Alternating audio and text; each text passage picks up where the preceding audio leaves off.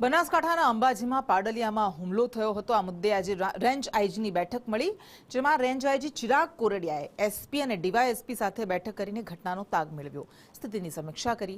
Ambaji police મથકની બહાર police તૈનાત કરવામાં આવી છે। શનિવારની સાંજે જ્યારે વૃક્ષારોપણ માટે વન વિભાગના કર્મચારીઓ ગયા હતા, પોલીસને સાથે રાખીને તે સમયે 500 કરતાં વધારેના ટોળાએ તીરકામઠાથી પથ્થરમારો કરીને હુમલો કર્યો હતો। 47 જેટલા પોલીસકર્મીઓ ઇજાગ્રસ્ત થયા હતા। જોકે ત્યારબાદ ચુસ્ત સુરક્ષા બંદોબસ્ત ગોઠવી દેવાયો છે અને range IG Chirag Kordia Ambaji police station પહોંચ્યા। તેમણે ડીવાયએસપી અને એસપી સાથે બેઠક કરી।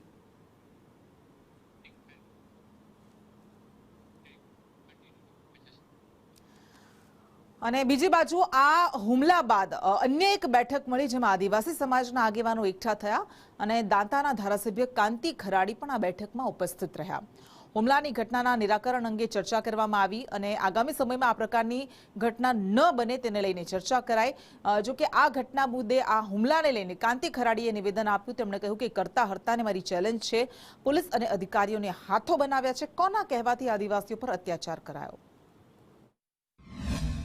સરકારની નબળી નીતિ કહેવાય, એટલા માટે સરકાર જે વખતે રચાય છે, મંત્રી સોગંદનામું લેતા સંવિધાન ઉપર સોગંદ લેતા હોય, આ બધું જ સાઈડમાં મૂકીને કેના કહેવાથી આટલું બધું આદિવાસીઓ પર અત્યાચાર કરવામાં આવે છે। ને જો સંવિધાનથી જો વરાયેલા હોત તો મંત્રી કે અધિકારી આ પગલો ના ભરોત અને ભરવા પણ ના દોત। એટલા માટે કે એમને ખબર છે, મને ખબર છે, પણ આટલા હદે પોક્યા છે એટલે જરૂર અધિકારીઓને હાથો બનાવ્યા છે, અધિકારીઓને આઘા કર્યા છે। સરવાર જે કરતા હરતા છે એમને હું ચેલેન્જ મારીને કહી રહ્યો છું કે તમે આદિવાસીઓને મારો, જેટલા મારવા એટલા મારો। અંબાજીથી ઉમરગામ સુધી જેટલા આદિવાસીઓને સાંભળ્યું છે એ 100 વર્ષ સુધી ભૂલશે ને એનો બદલો આલે છૂટકો છે। બનાસકાંઠાના પાડલિયા ગામે થયેલી હુમલાની ઘટના બાદ આજે આદિવાસી સમાજની એક બેઠક છે તે પાડલિયા ગામે મળી છે।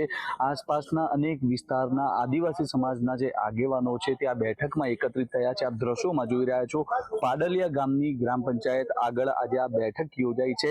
આસપાસના ગામના આગેવાનો, આદિવાસી સમાજના આગેવાનો, ગામના પટેલો સહિતના લોકો છે તે અહીંયા પહોંચ્યા છે। સાથે સાથે દાંતા ધારાસભ્ય કાંતિ ખરાડી છે કે જેઓ પણ અત્યારે પાડલિયા ગામે પહોંચ્યા છે। મહત્વની વાત છે કે જે પ્રકારે આ સમગ્ર જે ઘટના બની છે, આ ઘટના બાદ હવે આ ઘટનાનું નિરાકરણ આવે અને આગામી દિવસોમાં આવી ઘટના ન બને તેને લઈને આદિવાસી સમાજના લોકો છે તે ચર્ચા કરવાના છે। ચર્ચા કર્યા બાદ સમાજના આગેવાનો છે તે ઘટના સ્થળની પણ મુલાકાત લેવાના છે। માત્ર સરકારી ગાડીઓ કે સરકારી અધિકારીઓને જ નહીં, પરંતુ આદિવાસી સમાજને શું નુકસાન થયું છે તેનો પણ ચિતાર મેળવવાના છે। જે પ્રકારે અત્યારે સભાની શરૂઆત થઈ છે, ટૂંક સમયમાં જ આદિવાસી સમાજના લોકો છે તે સભા બાદ હવે ઘટના સ્થળની પણ મુલાકાત લેશે। ધવલ જોશી।